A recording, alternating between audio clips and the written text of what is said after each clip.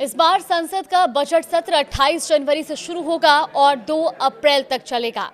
लेकिन साल 2026 का बजट इस बार कुछ अलग होगा। कैसे, वो भी आपको बताते हैं। नमस्कार, आप देख रहे हैं न्यूज़ 18 का डिजिटल प्लेटफॉर्म और मैं हूं आपके साथ जागृति खंतवाल। दरअसल परंपरा से हटकर इस बार निर्मला सीतारमण 1 फरवरी 2026 यानी रविवार को यूनियन बजट पेश करेंगी।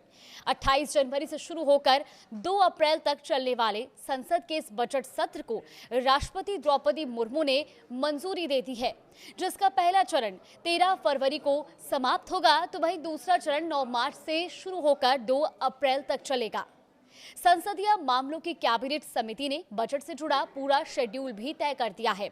इसके मुताबिक आर्थिक सर्वेक्षण 2025-26 29 जनवरी 2026 को पेश किया जाएगा और इसके बाद यूनियन बजट 2026-27 1 फरवरी 2026 को पेश किया जाएगा। यूनियन बजट 1 फरवरी को पेश करने की परंपरा साल 2017 से शुरू हुई थी, लेकिन रविवार को बजट पेश होना बहुत कम ही देखने को मिलता है।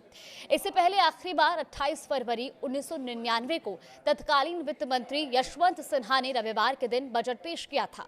सरकार ने 2017 में बजट की तारीख 28 फरवरी से बदलकर 1 फरवरी इसलिए की थी ताकि नए वित्तीय वर्ष की शुरुआत 1 अप्रैल से पहले ही फंड का सही तरीके से इस्तेमाल किया जा सके।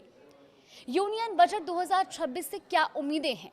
दरअसल यूनियन बजट 2025 में इनकम टैक्स स्लैब में बदलाव और साल के अंत में जीएसटी दरों में बड़े फैसलों के बाद अब यूनियन बजट 2026 में खर्च पर नियंत्रण, आर्थिक स्थिरता और नए विकास के रास्तों पर ज्यादा ध्यान दिए जाने की उम्मीद है। यूनियन बजट 2026 में नया इनकम टैक्स एक्ट 2025 को लेकर बड़ा ऐलान होने की भी संभावना है। ये नया कानून 1 अप्रैल 2026 से लागू होना है। ऐसे में टैक्स पेयर्स के लिए ये जानना जरूरी होगा कि पुराने सिस्टम से नए सिस्टम में बदलाव कैसे होगा और कौन-कौन से ट्रांजिशन नियम लागू होंगे। सरकार से ये भी उम्मीद है कि वो साफ बताएगी कि नया टैक्स कानून टैक्स व्यवस्था को कैसे और आसान और सरल बनाएगा। पिछले साल सरकार ने इनकम टैक्स में राहत देकर लोगों की हाथों में बचने वाली आय बढ़ाने पर ध्यान दिया था। अब 2026 में फोकस बदलकर सप्लाई साइड सपोर्ट पर आने की उम्मीद है। इसमें खास तौर पर एमएसएमईज को आसान कर्ज और बढ़ती मांग को पूरा करने के लिए मैन्युफैक्चरिंग सेक्टर को प्रोत्साहन देने पर जोर हो सकता है। फिलहाल इस बार के बजट को लेकर आपकी क्या उम्मीदें हैं, हमें कमेंट बॉक्स में जरूर बताएं।